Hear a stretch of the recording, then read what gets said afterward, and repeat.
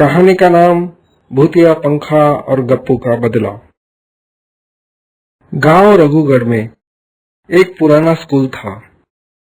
कहते हैं वहां का कमरा नंबर 6 भूतिया है। वहां जो भी गया पंखा अपने आप चलने लगता और एक अजीब सी आवाज आती, ठंडी हवा मगर डर के साथ। अरे तुझे याद है, छुटपन में तो पेशाब करने गया था स्कूल के पीछे और कुत्ते ने काट लिया था। अबे यार, उस दिन की बात क्यों निकालता है? पर हाँ, उसी दिन से मैंने तय किया था कि डर से नहीं डरेंगे। तो चल आज चलते हैं उसी कमरे में, पता तो चले कि वो पंखा खुद से कैसे चलता है। चल फिर चले तो। उसी रात गप्पू और पप्पू ने तय किया कि वो दोनों उस कमरे में जाएंगे। उन दोनों ने एक टॉर्च ली और कुछ रसगुल्ले लिए। रात के 2 बजे वो स्कूल पहुंचे। भाई, आज कुछ भी दिख गया तो तू भागना मत। मैं तो तभी भागूंगा जब तू टॉर्च फेंकेगा, और रसगुल्ले को किसी भी हालत में छोड़ूंगा नहीं।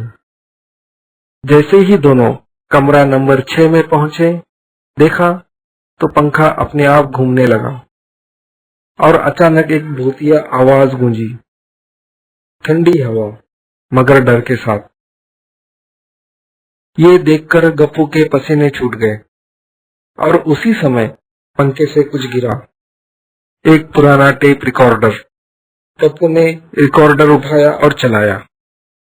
उसमें आवाज थी, मैं भूतनी चाची हूँ, मेरा पंखा कोई ना बंद करे जब तक मेरी आखिरी इच्छा पूरी ना हो।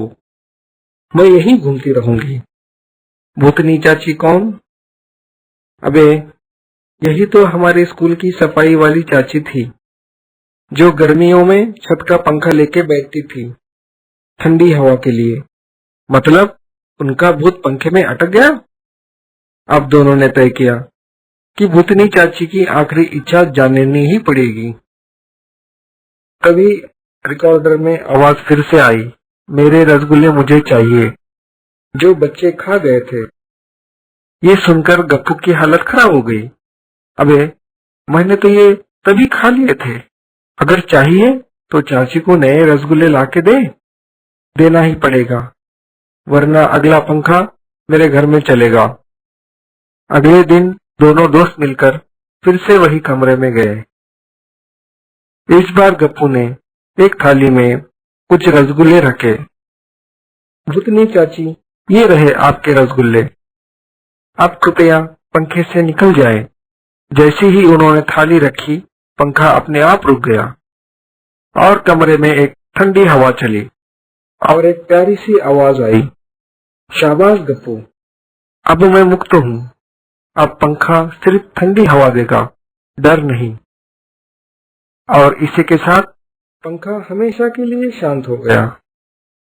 गप्पू, तुझे क्या लगता है अगली बार कौन सा भूत मिलेगा?